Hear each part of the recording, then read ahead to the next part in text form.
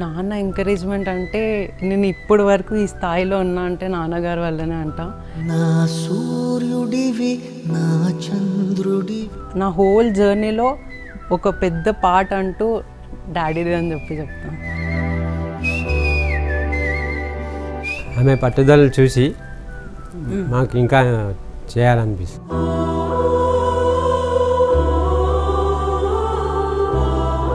దాదాపు 100 lifters women lifters ఉన్నారు.